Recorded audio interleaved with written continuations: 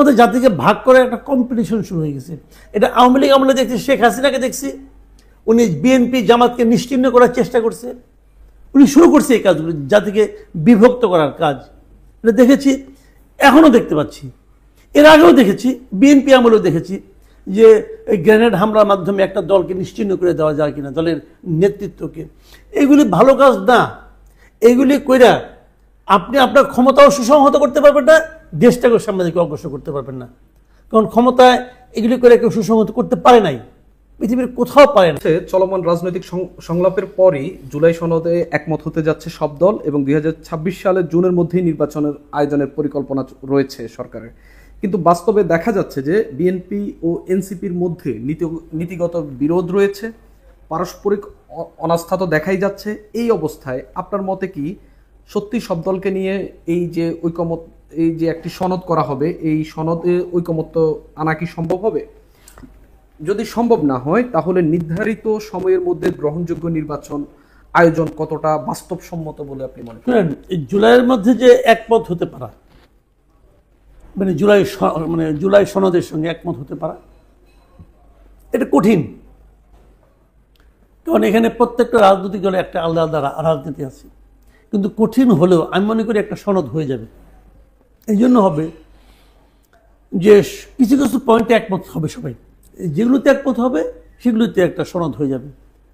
তারপর নির্বাচন হবে, নির্বাচনের পর যে দল জিতবে তারা সেই সনদগুলো কতটুকু বাস্তবায়ন করবে না করবে তাদের ব্যাপার। বাস্তবায়ন না করলে আপনি কী করবেন? আপনি কিছুই করতে পারবেন না, কেউ কিছু করতে পারবে না, ওটাও ভাবেই চলবে। এইটা হলো কি জানেন, এই সংস্কার যেগুলো হচ্ছে এগুলো ভাই শুরুর থেকে আমি বলে আসতেছি, এগুলো যা সময় ক্ষেপণ এবং কিছু লোকের পকেট ভারী করা। কতগুলি বিদেশ থেকে লোকজনকে নিয়ে আসছে, আইনে তাদের দিয়েছে মূল দায়িত্ব করতে। আলী রিয়াজ, কামাল আহমেদ, বদিরুল আলম মজুমদার, এদের সব তো ডুয়েল সিটিজেন ভাই। এদের তো এই দেশের প্রতি কোনো ধরনের মানে দায়বদ্ধতা নাই। দুদিন পরে বিদেশ, এটা করে বিদেশ যাবো গা, তারা আপনি খুঁজে পাবেন না। ডক্টর ইউনূসের এটা স্বভাব, এই বিদেশি লোকের উপর একটা আস্থাটা বেশি। উনি নিজেও তো আধা বিদেশি আধা দেশি। তো কি হলো এই জিনিসটা? নিয়ে আসছে একজন কি মনির হায়দার, সে এটার সব কিছুকে ঠিকঠাক করে, সে আমেরিকান নাগরিক। তো এইগুলিকে আইনে দিয়ে এদের দেওয়া সংলাপ, এদের দেওয়া সংস্কার আমাদের পলিটিক্যাল পার্টিগুলো সুবোধ বালকের মতো মেনে নিবে ভাই? এতটা মেরুদণ্ডহীন পলিটিক্যাল পার্টি আমাদের দেশে এগুলি এরা না। আমাদের রাজনীতিবিদরা এদের চেয়ে অনেক ভালো বুঝে, অনেক ভালো বুঝে। তারা এগুলি ভাই মানবে না আলটিমেটলি। হ্যাঁ, ইলেকশনের স্বার্থে ঠিক আছে ভাই, দেন, যা করলাম, শেষ। বহুত দেখছি ভাই, 91 দেখছি 3 জোটের রূপরেখা অনেক ভালো জিনিস ছিল, কে মানছে? কেউ মানছে? পরে যায় কেউ মানে না। শুনেন, কি আছে লেখা না লেখা এগুলি এরা হলো বেশি কিছু করতে গেছিল। এদের উচিত ছিল সংস্কার কমিশনগুলো যোগ্য লোককে দিয়ে করানোর। প্রত্যেকটা সংস্কার কমিশনে একজনকে ছাত্র প্রতিনিধি নেওয়া হয়েছে। যে ছাত্র প্রতিনিধি নেওয়া হয়েছে যে ডিগ্রি পাস করে নাই, সে ওটার মধ্যে কি ইনপুট দেবে রে ভাই? সে কি ইনপুট দেবে? ছাত্র প্রতিনিধি নিতে হবে। কেন নিতে হবে? কোটা। তারপরে তো কোটার বিরুদ্ধে আন্দোলন করেন, আপনাদের যোগ্যতার ভিত্তিতে আপনি করবেন, সব কাজ করবেন। এগুলি সেটাকে যোগ্য ছিল? দু একটা একদম দেখছি এগুলি কি যোগ্য মনে হয়েছে? ভালো মতো কথা বলতে পারে না, বুঝেও না জিনিসটা কি। স্টুডেন্ট, সে সংস্কার করবে কেন? সে ছাত্র, সে সমন্বয়কদের প্রতিনিধি। এটা কি? এই সমস্ত মানে মানে কি বলবো এটা, আপনি শিশু সুলভ কমিটি দিয়ে আপনি দেশ সংস্কার করে ফেলাবেন। তারা নিজেদের দলই তো গুছাতে পারতেছে না, এটা দল যে করতে পারে না, এরা করবে এগুলিটা ভাই? এত সহজ না এগুলি।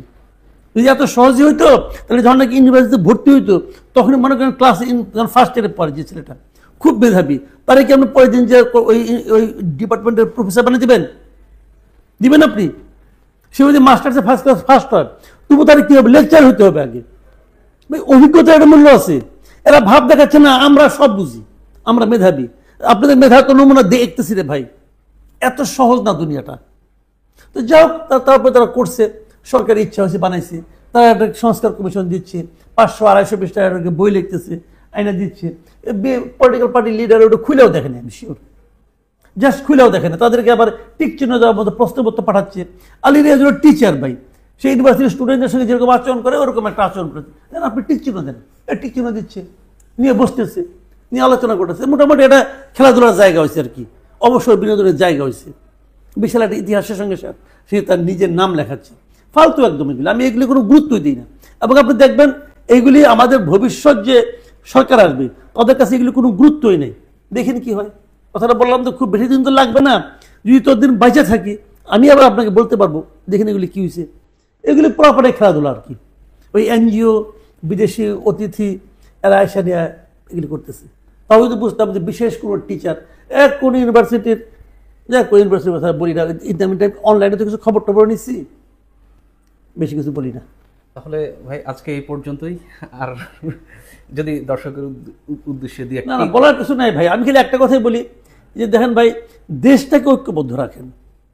যদি দেশের উন্নতি চান জাতিকে ঐক্যবদ্ধ রাখতে হবে।